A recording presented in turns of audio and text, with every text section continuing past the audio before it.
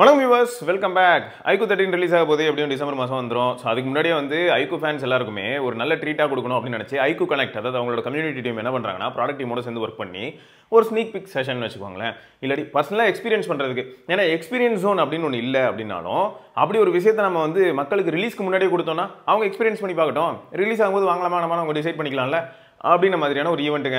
So இது 2 இடத்துல நடக்க போகுது. ஒன்று சென்னை அண்ட் பெங்களூர் இப்போதைக்கு. அது என்னைக்குன்னா November 24. ஸோ அதில் ரிஜிஸ்டர் பண்ணுறதுக்கு நான் லிங்க் கீழே டிஸ்கிரிப்ஷன் as well as கமெண்ட்டில் பின் பண்ணி வைக்கிறேன். நீங்கள் ரெஜிஸ்டர் பண்ணிக்கலாம். Open for all.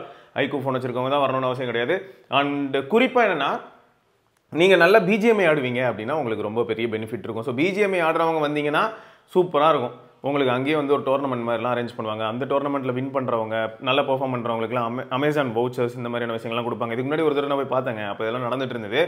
நம்ம எங்கே கேம் ஆடுறது, ஆனால் ஆடுறவங்களாம் செம்மையாக என்ஜாய் பண்ணிட்டு இருந்தாங்க. நம்ம ஆடாதவங்க சப்போஸ் யாராவது வந்திருக்கோம் அப்படின்னும் போது ஆடுற நம்ம ஃப்ரெண்ட்ஸ் நல்லா ஆடுவாங்க அப்படின்னா அவங்கள நம்ம என்கரேஜ் பண்ணி அவங்க கூட ஜாலியாக டைம் ஸ்பெண்ட் பண்ணலாம். ஸோ இந்த மாதிரி ஈவெண்ட் நடக்க போது 24th அன்னைக்கு சென்னை as well as பெங்களூரில். சரியா, நான் அந்த லிங்க் கீழே டிஸ்கிரிப்ஷன் as well as கமெண்ட்டில் பின் பண்ணியிருக்கேன். செக் பண்ணி பார்த்துக்கோங்க. ஓகே ரைட்டு, இன்னைக்கான ஃபஸ்ட்டு கமெண்ட்டே பரத்குமார் அப்படிங்கிற ஒரு ஃபஸ்ட்டு கமெண்ட்டுங்க. என்ன கேட்டிருக்காருன்னா, இந்த மாதிரி G54 64 இதிலெல்லாம் எல்லா மோட்டோ யூசர்ஸும் ரிப்போர்ட் பண்ணுறது கால் நோட்டிஃபிகேஷன் இஷ்யூ. கால் வந்துருச்சு, சவுண்டு கேட்குது, எல்லாம் ஓகே, ஆனால் நோட்டிஃபிகேஷன் அட்டன் பண்ணுறதுக்கான நோட்டிஃபிகேஷன் எங்கேயுமே பார்க்க முடியல, காலே அட்டன் பண்ண முடியல, லேட்டன்சி மாதிரி ஃபீல் ஆகுது அப்படின்னு சொல்லியிருக்காங்க. இந்த இஷ்யூ யாருக்காது இருக்கா? மேபி நீங்கள் என்ன பண்ணலான்னா, உங்களோட அந்த டயலர் ஆப் இருக்கு இல்லையா, அது ரெஸ்பான்சிபிள் இல்லையா, யூஐயோட சேர்ந்து வேலை செய்ய வேண்டியது அந்த ஆப் தான், ஃபோன் ஆப். அந்த ஆப்பை கிளியர் கேட்ச் கிளியர் டேட்டா கொடுத்து பாருங்கள். அப்பயும் வேலைக்கு ஆகலைன்னா மோட்டோ தான் அதை ஃபிக்ஸ் பண்ணி ஆகணும். பட் மோட்டோவில் யூசர்ஸ் உங்கள் யாருக்கா இந்த பிரச்சனை இருக்கா அப்படி இருந்ததுன்னா சொல்லுங்கள். நீங்கள் சப்போஸ் அதை ஃபிக்ஸ் பண்ணியிருந்தீங்களா, எப்படி ஃபிக்ஸ் பண்ணீங்க அப்படிங்கிறதையும் சொல்லுங்கள். அடுத்து கிருத்திக் ப்ரோ, சாம்சங் S23 வாங்கலாமா இல்லாட்டி ஹானர் 300 சீரிஸ்க்கு வெயிட் பண்ணலாமா அப்படின்னு கேட்டால், கண்டிப்பாக ஹானர் 300 சீரிஸ்க்கு வெயிட் பண்ணிவிட்டு அதுக்கப்புறமா நம்ம டிசைட் பண்ணிக்கலாம் அப்படின்னு தான் நாங்கள் சொல்லுவோம். ஏன்னா எப்படி பார்த்தாலும் இதுக்கப்புறம் சாம்சங் S23 உங்களுக்கு 50K 80K 90K மாற போகிறது கிடையாது. அது குறைஞ்சிக்கிட்டே போனால் தான் உண்டு. ஸோ அப்படி இருக்கும்போது நம்ம இதுக்காக தேவையில்லாமல் 300 வரதுக்கு முன்னாடி ஒரு டிசிஷன் எடுத்துக்கிட்டு 300 சப்போஸ் இருக்காலே சூப்பராக இருந்ததுன்னா வெயிட் பண்ணுவோம். So weight is always good. அதை தான் கீழே நம்ம கம்யூனிட்டி மெம்பர்ஸ்க்கு நம்ம எப்பயுமே சொல்கிறது என்னென்னா, வெயிட் பண்ணால் பலன் உண்டு. அது எல்லா விஷயங்கள்லையும் உண்டு. பொறுத்தார் பூமி ஆழ்வார்னா சும்மாவா, பொறுமையாக இருப்போம், வெயிட் பண்ணுவோம், எப்பயுமே பெனிஃபிஷியல் தான். அடுத்தது பார்த்தீங்கன்னா ஜெயக்குமார், இவர் ஒரு ஃபீட்பேக் கொடுத்துருக்காரு. என்னென்னா, இந்த மாதிரி நான் 15 நாளாக OnePlus Nord CE4 யூஸ் பண்ணுறேன். எனக்கு எப்படி இருக்குன்னு பார்த்தீங்கன்னா, பேட்டரி பேக்கப் 78 hours கிட்ட தான் ப்ரோ வருது. டெய்லி 2 hours கேம் ப்ளே பண்ணுவேன். பேட்டரி ஃபாஸ்ட்டாக ட்ரெயின் ஆகுது ப்ரோ. கேம்னால பேட்டரி ட்ரெயின் ஆகுது, அந்த 2 மணி நேரம் செஷனில் ட்ரெயின் ஆகுதுங்கிறது அக்செப்டபிள். மற்ற நேரத்தில் ஏன் ட்ரெயின் ஆகுது அப்படிங்கிறதுக்கு நீங்கள் பேட்டரி கிராஃப் பார்த்து கண்டுபிடிக்கணும். அப்போ ஏதோ 1-2 ஆப் தேவையில்லாத வேலைகள் பண்ணுது. பின்னாடி சும்மா தூங்கிட்டு இருக்கும்போது கூட CPU-எல்லாம் த்ராட்டில் பண்ணி விடுது. அதை நீங்கள் கட் டவுன் பண்ணிங்கனாலே உங்களுக்கு பேட்டரி லைஃப் பெட்டர் ஆகும். சரியா, நீங்கள் செக் பண்ணி பாருங்கள். அப்புறம் டார்ச் டிம்மாக இருக்கிற மாதிரி இருக்கு ப்ரோ, லைட்டாக எல்லோயிஷ். அது இந்த டோன் ப்ரோ அவங்க டியூன் பண்ணியிருப்பாங்க. ஒரு காலத்தில் ஃப்ளாஷுங்கிறது எப்படி இருக்குன்னு பார்த்தீங்கன்னா, எப்பயுமே பளிச்சுன்னு ஒயிட்டாக தான் இருக்கும். ரொம்ப ஒயிட்டாக இருக்கிறது எப்படி ஃபீல் ஆகும்னு பார்த்தீங்கன்னா, கூலர் டோனுக்குள்ளே கொண்டு போய் விடுற மாதிரி ஃபீல் ஆகிடும். ஸோ அதெல்லாமே இவங்க என்ன பண்ண ஆரம்பிச்சாங்கன்னா, பொறுமையாக கிராஜுவலாக மாற்றி டியூல் டோன் ஃப்ளாஷ் அதுன்னு மாற்றினாங்க இல்லையா. இவங்க அதை கொஞ்சம் வார்மர் டோன் ஃப்ளாஷாக வச்சிருக்காங்க. அதுக்கேற்ற மாதிரி இப்போ ஃப்ளாஷ் வச்சு ஃபோட்டோ எடுக்கும்போது ஃப்ளாஷ் வார்மர் டோனாக இருக்குது அப்படிங்கிறது அவங்களுக்கு தெரியும், இந்த ஃபோனில் எப்படி இருக்குன்னு. அதுக்கேற்ற மாதிரி போஸ்ட் ப்ராசஸிங் பண்ணுவாங்க. ஸோ அதனால தான் அப்படி இருக்கலாம், மற்றபடி வேறு எந்த பிரச்சனையும் இருக்காது. ஓகே, அடுத்து என்ன சொல்லியிருக்காருன்னா, CPU த்ராட்லிங் பண்ணி பார்த்தேன் ப்ரோ, 89% வருது ப்ரோ. Antutu செக் பண்ணேன் ப்ரோ. இந்த Antutu இதெல்லாம் என்ன ஸ்கோர் வருதுங்கிறதெல்லாம் எனக்கு பிரச்சனையே இல்லை ப்ரோ. டே டு டே லைஃப்பில் நீங்கள் யூஸ் பண்ணுறீங்களே, உங்களுக்கு நிம்மதியாக இருக்கா? இதுக்கு முன்னாடி நீங்கள் ஒரு ஃபோன் யூஸ் பண்ணியிருப்பீங்களே, அதை கம்பேர் பண்ணும்போது இது எந்த அளவுக்கு நல்லா பர்ஃபார்ம் பண்ணுது, ஜாலியாக இருக்கா யூஸ் பண்ணுறதுக்கு, ஸ்மூத்தாக இருக்கா, அதுதான் நமக்கு மெயின். ஸோ அது இருந்ததுன்னா நீங்கள் இதை பற்றிலாம் யோசிக்காதீங்க. ஸ்கோர் என்ன வந்தாலும் சரி, ஃபோன் நல்லா டே டு டே லைஃப்பில் பர்ஃபார்ம் பண்ணிச்சுன்னா வின், அவ்வளோதான். ஸோ அடுத்து பார்த்தீங்கன்னா சந்தோஷ்குமார், இவர் என்ன சொல்கிறாருன்னா, S24 Exynos வேரியன்ட் யூஸ் பண்ணுறேன் அப்படின்னு சொல்லி அதுக்கான ஒரு சில feedback சொல்லியிருக்காப்புல. Bro, I'm having S24 with Exynos chip which is performing really great and having normal warm issues slightly while using map related applications which is very much stable after October update. Battery backup 30 hours for light user and 20 hours for social media user. Having GPS disabled அப்படிங்கிறதையும் சொல்லியிருக்காப்புல. Not sure about game usage purpose. It is very compact. Display is top notch. Looking very premium flagship. Camera quality is very good. Performing well. Happy for having S24. So இது எதுக்காக எடுத்தேன் அப்படின்னா, Santhosh bro is happy. ஏன் அவர் ஹாப்பினா, அது என்ன deliver பண்ணுதுங்கிறது அவருக்கு clarity இருக்குது. இதுதான் நான் அதுக்கிட்ட எதிர்பார்க்க முடியுங்கிற கிளாரிட்டியும் இருக்குது. அதனால் நம்ம எப்பயுமே ஒரு ப்ராடக்ட் வாங்கும்போது அது என்ன பண்ணாதுங்கிறது தெரிஞ்சு வாங்கும்போது ஏமாற்றம் இருக்காது. ஸோ அதுக்கு தான் இன்னொன்று என்னென்னா, இந்த S24 பற்றி நிறைய பேர் கேட்குறாங்க. S24 வந்து இதுக்கப்புறம் ஆஃபரில் வரும். S23 வந்து அவுட் ஆஃப் ஸ்டாக் கம்ப்ளீட்டாக போனதுக்கப்புறம் நமக்கு S24 தான் அந்த காம்பேக்ட் செக்மெண்ட்டில் வந்து நிற்கும். 50,000 அந்த மாதிரி பொறுமையாக அதுவும் கிராஜுவல் டிக்ரீஸ் ஆகி S23 என்ன ப்ரைஸ்க்கு வந்ததோ அந்த ப்ரைஸ்க்கு வரலாம். அப்படி இருக்கும்போது Exynos 2400 அது வாங்கலாமா வேணாமா அப்படிங்கிற கேள்வி வரும்.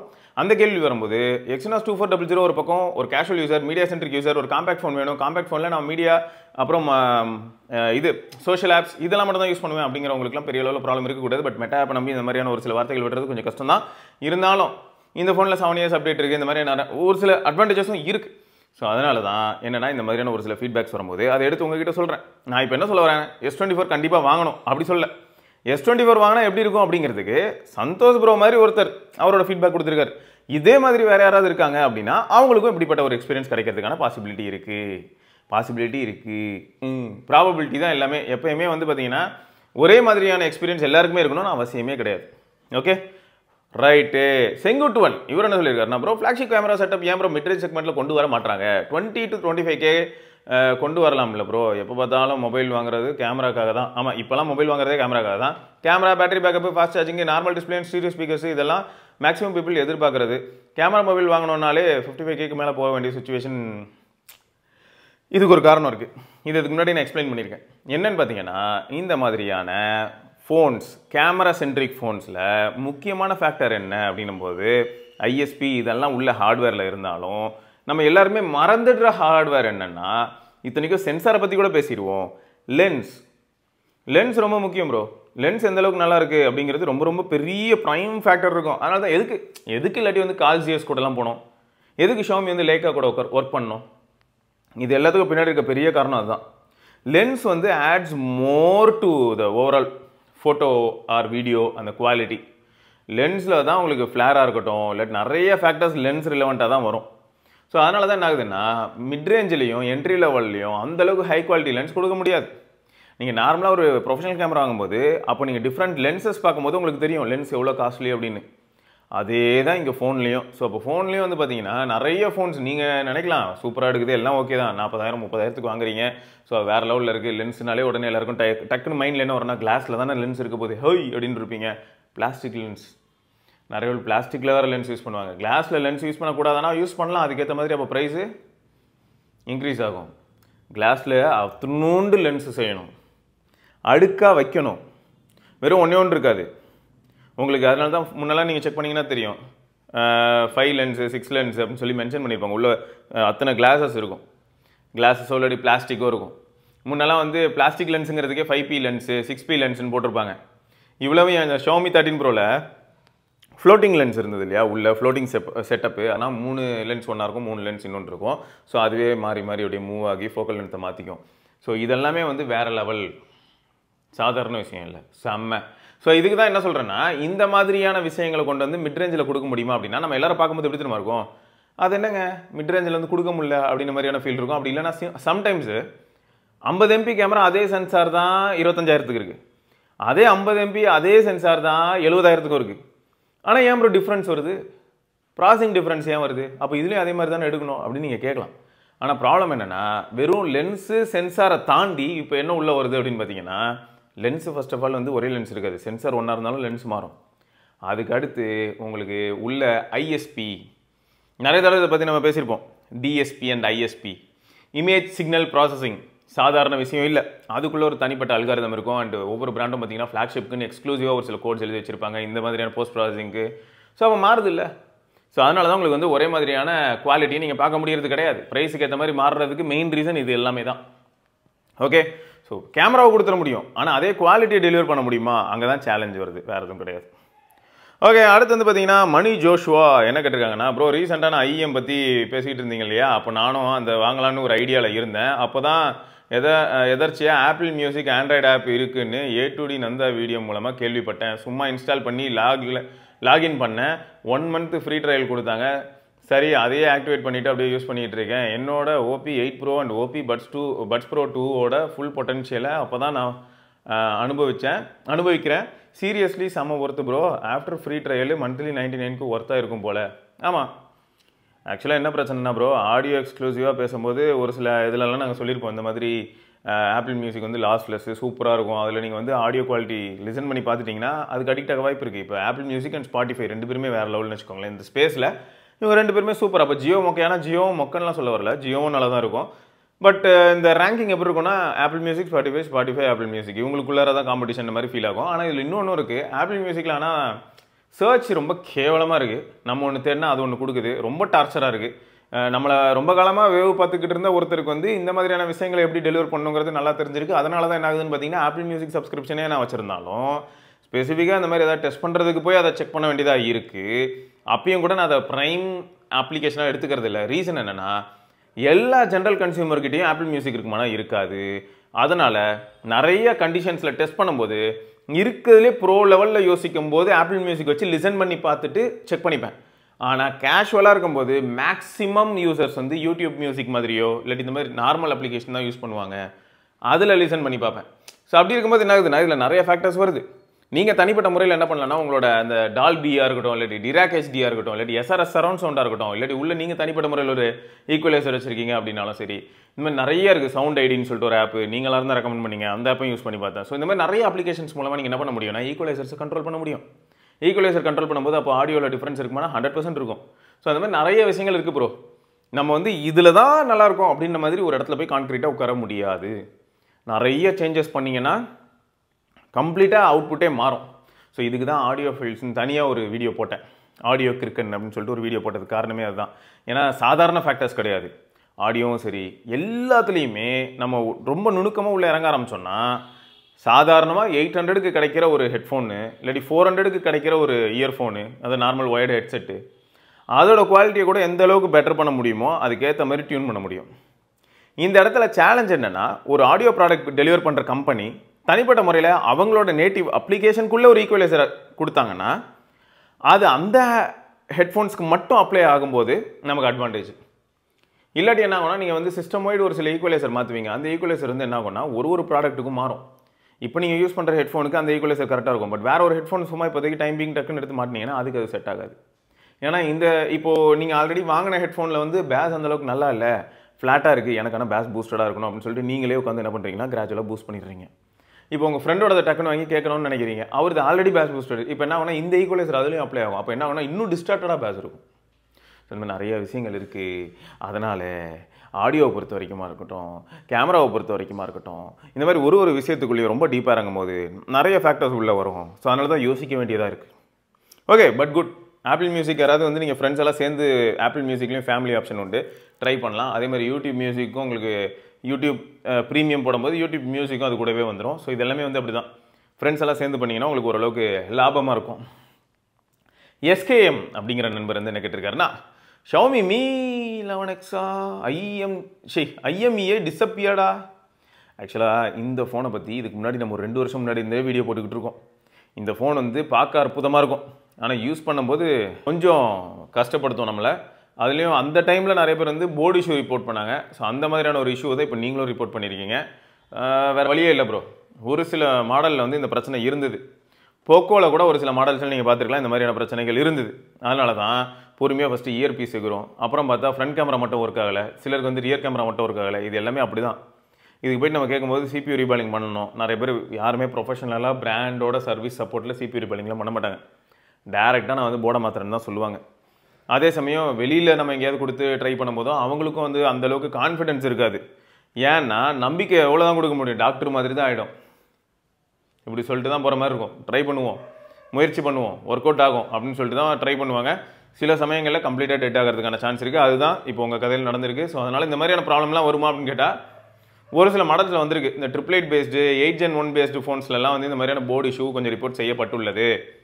டெமென்சிட்டியில் 9000 இந்த மாதிரி ஃபஸ்ட்டு 1200 இதுலேயும் போர்டு இஷ்யூ ரிப்போர்ட் செய்யப்பட்டுள்ளது. ஸோ அதெல்லாம் தெரிஞ்சும் நம்ம வாங்கும்போது உஷாராக இருக்கணும். இதெல்லாம் நடக்கிறதுக்கான பாசிபிலிட்டி அதிகங்கிறது தெரிஞ்சு நம்ம யூஸ் பண்ணுற மாதிரி இருக்கும். ஓகேங்க, ஸோ இதெல்லாம் தான் என்னோட கமெண்ட்ஸ். வேறு சில கமெண்ட்ஸோட நம்ம திரும்ப அடுத்த வீடியோவில் சந்திப்போம். அது வரைக்கும் சிவபரணி அண்ட் ஐக்கூ கனெக்ட் பாருங்கள். யாரெல்லாம் வரீங்களோ அதுவும் பிஜிஎம்ஐ ஆடுறவங்க வந்தீங்கன்னா உங்களுக்குலாம் வவுச்சர்லேருந்து எல்லாமே கிடைக்கும். அப்படி வரீங்கன்னா அந்த லிங்க்கை கிளிக் பண்ணி என்ரோல் பண்ணிக்கோங்க. 24th நவம்பர் பார்க்கலாம். பை. ஹாய் காய்ஸ், எல்லாருக்கும் வணக்கம். ஜே ஸ்ட்ரீட்ஸ் ஐக்கூ கனெக்ட் கம்யூனிட்டியோட ரேஞ்சர், சென்னை. ஸோ இன்றைக்கி வந்து நம்ம என்ன பார்க்க போகிறோம் அப்படின்னு பார்த்தீங்கன்னா ஐக்கூ கனெக்ட் கம்யூனிட்டியோட அக்கௌண்ட் எப்படி ஓப்பன் பண்ணோம், அதுக்கப்புறம் வரக்கூடிய அப்கமிங் ஸ்னீக் பிக் செஷன்ஸ் இப்போ ஐக்கூ 13 நடக்க போகுது சென்னையில். ஸோ அதுக்கு எப்படி ரெஜிஸ்டர் பண்ணோம் அப்படின்றத பார்க்க போகிறோம். ஸோ நான் இதை பற்றி வந்து கம்யூனிட்டியில் ஒரு த்ரெட் போஸ்ட் பண்ணியிருக்கேன் கிளியராக.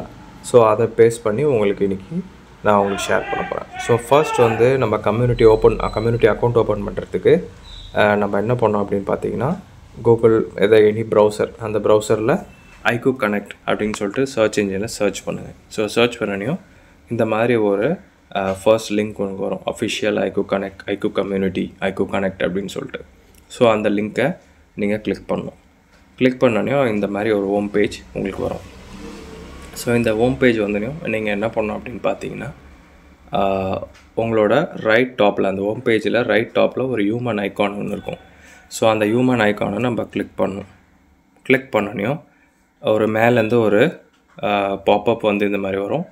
So card, my order, sign in, register. So sign in and ரெஜிஸ்டரில் கிளிக் பண்ணணும். கிளிக் பண்ண நெக்ஸ்ட்டு இந்த பேஜுக்கு போகும். இந்த பேஜில் நீங்கள் என்ன பண்ணணும்னா கீழே பார்த்தீங்கன்னா sign-in/register with account password. So அதை கிளிக் பண்ணணும். மேலே இருக்க கூகுள் ஆத்தரைசேஷன் சைன்இன் வந்து கிளிக் பண்ணக்கூடாது. தென் அதை கிளிக் பண்ணதுக்கப்புறம் இந்த பேஜ் ஓப்பன் ஆகும். ஸோ இதில் வந்து கம்யூனிட்டியில் நீங்கள் அக்கௌண்ட் ஓப்பன் பண்ணுறதுக்கு உங்களுக்கு ஐக்கூ ஸ்மார்ட் ஃபோன்ஸ் அவசியம் கிடையாது. நீங்கள் எந்த ஃபோன் யூஸ் பண்ணாலும் ஓகே.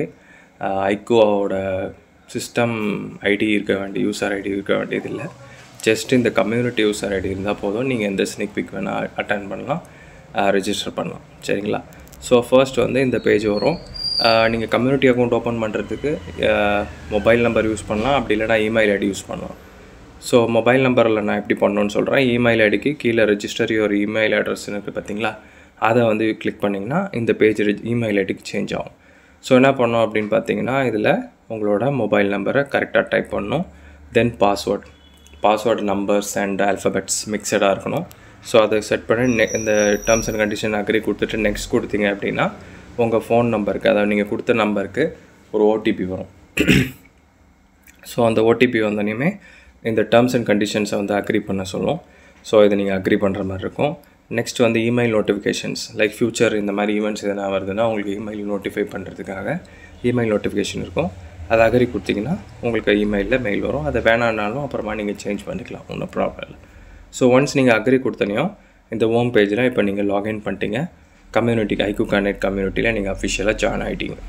ஸோ நெக்ஸ்ட்டு உங்களோட ரெஜிஸ்டர் பண்ணுறதுக்கான user ID, community user name வந்து உங்களுக்கு தேவைப்படும். ஸோ அதை எப்படி கண்டுபிடிக்கிறது அப்படின்னு பார்த்தீங்கன்னா ஒன்ஸ் நீங்கள் ரெஜிஸ்ட்ரேஷன் டன் பண்ணதுக்கப்புறம் இந்த பேஜ் வரும். இந்த பேஜ் வந்ததுக்கப்புறம் நெக்ஸ்ட்டு என்ன பண்ணணும்னு பார்த்தீங்கன்னா அதே பேஜில் உங்களுக்கு ஒரு 3 டாட்ஸ் தெரியும். உங்களோட ரைட் சைடில் அந்த ஹியூமன் ஐக்கான் கீழே 3 டாட்ஸ் தெரியும். அதை கிளிக் பண்ணனே பாட்டம்லேருந்து ஒரு பாப்அப் வரும், லைக் இந்த மாதிரி 2 options, home page, my message அப்படின்னு சொல்லிட்டு. ஸோ நீங்கள் அதில் ஹோம் பேஜை கிளிக் பண்ணணும். ஹோம் பேஜை கிளிக் பண்ணனையும் இந்த மாதிரி ஒரு பாப்அப் வரும். ஸோ இதுதான் வந்து உங்களோட ப்ரொஃபைல். ஃபார் எக்ஸாம்பிள் நம்ம இன்ஸ்டாகிராம் ப்ரொஃபைல் சொல்லுவோம்ல, ஸோ அதில் எப்படி இருக்கும், ஸோ அதே மாதிரி இது ஐக்கூ கம்யூனிட்டி யூசர், உங்களோட யூசரோட ப்ரொஃபைல். சரிங்களா? ஸோ இதுதான். ஸோ இதில் வந்து ஒரு 21665336ன்னு இருக்குது பார்த்தீங்களா. ஸோ இது வந்து டிஃபால்ட்டாக என்ன ஆகும் அப்படின்னு பார்த்தீங்கன்னா நம்மளோட யூசர் ஐடி தான் யூசர் நேமாகவே இருக்கும். சரிங்களா? நீங்கள் புதுசாக அக்கௌண்ட் ஓப்பன் பண்ணுறீங்க அப்படின்னா யூசர் ஐடி யூசர் நேமாகவே இருக்கும். இப்போ நம்ம யூசர் நேம் நம்ம பேருக்கு மாற்றணும். ஃபார் எக்ஸாம்பிள் இப்போ என் பேர் பிரவீன் அப்படின்னா நான் பிரவீனுக்கு மாற்றணும் அப்படின்னா என்ன பண்ணணும்னு சொல்கிறேன். ஸோ நெக்ஸ்ட்டு என்ன பண்ணணுன்னா இந்த பேஜில் இங்கே ஒரு ஏரோ மார்க் தெரியும், ஒரு ரைட் சைடில் ஒரு ஏரோ மார்க் தெரியும். அந்த ஏரோ மார்க்கை கிளிக் பண்ணணும். கிளிக் பண்ணால் நெக்ஸ்ட் இந்த ஒரு பேஜுக்கு போகும். ஸோ இந்த பேஜில் நீங்கள் என்ன பண்ணணும்னா நிக் நேம்ன்றது தான் வந்து ஐக்கூ கனெக்ட் யூசர் நேமோட இது. சரிங்களா? ஸோ அதில் வந்து உங்களோட நேம், நான் வந்து இங்கே யுவர் நேம் சொல்லிட்டுருக்கேன், அதை வந்து உங்கள் நேமை நீங்கள் அதில் போடணும். பிரவீன்னா பிரவீன், சதீஷ்னா சதீஷ், அந்த மாதிரி. ஸோ அதில் போட்டு டிட்டர்மைன் கொடுத்துட்டு என்ன பண்ணணும் அப்படின்னா மேலே சேவ் இருக்கும். அந்த சேவ் ஆப்ஷன் கொடுக்கலன்னா சேவ் ஆகாது, அதை நல்லா ஞாபகம் வச்சுக்கோங்க. டிட்டர்மைன் கொடுத்துட்டு நெக்ஸ்ட்டு சேவ் கொடுக்கணும். சேவ் கொடுத்தோன்னே என்ன ஆகணும்னா உங்கள் ப்ரொஃபைல் சேவ் ஆகிட்டு இங்கே பாருங்கள் நிக் நேம் கடியில் யுவர் நேம் அப்படின்னு வந்துடுச்சு. ஸோ இப்போ என்னோடய நேம் வந்து சேஞ்ச் ஆகிடுச்சு. அதே மாதிரி இன்னொரு இம்பார்ட்டன்ட் திங், நேம் வந்து ஃப்ரீக்வெண்ட்டாக சேஞ்ச் பண்ண முடியாது. ஸ்பெஷல் கேரக்டர்ஸ் யூஸ் பண்ணாதீங்க. ஸோ நேமை வந்து யாருன்னா உங்கள் ப்ரொஃபைல் யாருன்னா டேக் பண்ணணும், லைக் ஐக்கூ கனெக்ட் உங்களோட ப்ரொஃபைலை டேக் பண்ணோம் அப்படின்னு நினச்சா அது கொஞ்சம் கஷ்டமாயிடும் ப்ரொஃபைலை சர்ச் பண்ணுறதுக்கு. ஸோ அதனால் ஸ்பெஷல் கேரக்டர்ஸ் எதுவும் கொடுக்காதீங்க, எமோஜிஸ் அந்த மாதிரி எதுவும் கொடுக்காம ஜஸ்ட்டு உங்களுக்கு நேமை வந்து ஷார்ட்டாக என்ன சொல்லணும் அப்படின்றத நீங்கள் மட்டும் கொடுத்தீங்கன்னா ரொம்ப யூஸ்ஃபுல்லாக இருக்கும் எல்லாேருக்கும். தென் வந்து இப்போது உங்களோட யூசர் ஐடி மேலே உங்களுக்கு தெரியுது பார்த்தீங்களா, 21666536 அது மாதிரி உங்களோட யூசர் ஐடி வரும். தென் அதுக்கப்புறம் நிக் நேமில் வந்து உங்கள் நேம் வந்துடும். ஸோ இப்போ வந்து உங்களோட யூசர் ஐடியும் ஐக்கூ கனெக்ட் யூசர் ஐடியும் ஐக்கூ கம்யூனிட்டியோட யூசர் நேமும் உங்களுக்கு கிடச்சிருச்சு. நிறைய பேருக்கு ஒரு கன்ஃபியூஷன் இருக்குது. லைக் வந்து என்கிட்ட கேட்குறாங்க, ஐக்கூ கனெக்ட் வந்து கம்யூனிட்டி ஓப்பன் ஃபார் ஆல் சொல்கிறீங்க, ஆனால் வந்து யூசர் ஐடி கேட்குது அப்படின்ட்டு. அவங்க எந்த யூசர் ஐடியை சொல்கிறாங்க அப்படின்னு பார்த்தீங்கன்னா, நம்ம ஃபோன் வாங்கும்போது ஐக்கூ ஃபோனோ விவோ ஃபோன்ஸ் நம்ம வாங்கும்போது லாகின் பண்ணுறதுக்கு ஒரு ஐடி வரும், அது வந்து மொபைல் யூசர் ஐடி. ஸோ அதையும் இதையும் ரெண்டுத்தையும் ஒன்றா நினச்சிக்கிறாங்க. அது கிடையாது. இது முழுக்க கம்யூனிட்டியோட யூசர் ஐடி. அது யாரும் கேட்கல. ஸோ அதனால தான் கம்யூனிட்டிஸ் ஓப்பன் ஃபார் ஆல் சொல்கிறோம். இப்போ அந்த யூசர் ஐடி தான் எங்களுக்கு தேவை அப்படின்னா அந்த யூசர்ஸ் மட்டும்தான் வந்து ஐக்கூ கனெக்ட் அக்கௌண்ட்டை ஓப்பன் பண்ண முடியும். ஆனால் கம்யூனிட்டி அப்படி கிடையாது, எல்லோரும் யூஸ் பண்ணலாம். ஸோ அதனால் இந்த யூசர் ஐடியை தான் வந்து நாங்கள் டினோட் பண்ணுறோம். சரிங்களா? நெக்ஸ்ட்டு இதை டன் ஆனதுக்கப்புறம் இங்கே ரெஜிஸ்ட்ரேஷன் லிங்க் இருக்கும். சரிங்களா? இந்த ரெஜிஸ்ட்ரேஷன் லிங்க் ஓப்பன் பண்ணணும். இந்த மாதிரி உங்களுக்கு ஒரு கூகுள் ஃபார்ம் கிளிக் ஓப்பன் ஆகும். ஸோ இதில் வந்து எல்லாமே நார்மல் கொஷின்ஸ் தான் இருக்கும், ஒன்றும் காம்ப்ளிகேட்டட் இருக்காது.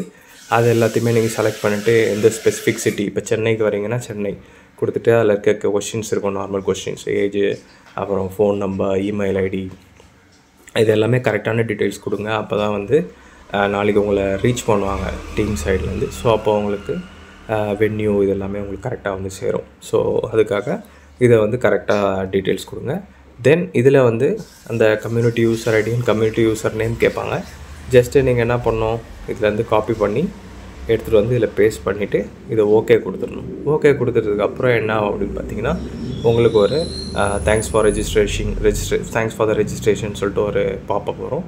வந்ததுக்கப்புறம் ஒரு லிங்க் வரும், ஒரு வாட்ஸ்அப் குரூப்போட லிங்க் வரும். அது ஸ்பெசிஃபிக்காக சென்னைக்குன்னு இருக்க வாட்ஸ்அப் குரூப்போட லிங்க்கு. ஸோ அதில் தயவுசெய்து ஜாயின் பண்ணுங்கள். ஏன்னா நீங்கள் ஜாயின் பண்ணால் தான் எத்தனை பேர் இருக்காங்க அப்படின்றது எங்களுக்கு தெரியும், எத்தனை பேர் ரெஜிஸ்டர் பண்ணியிருக்காங்கன்றது தெரியும். அதே மாதிரி வென்யூ டீட்டெயில்ஸ் இப்போ யாருக்கும் ரிவீல் பண்ண மாட்டாங்க.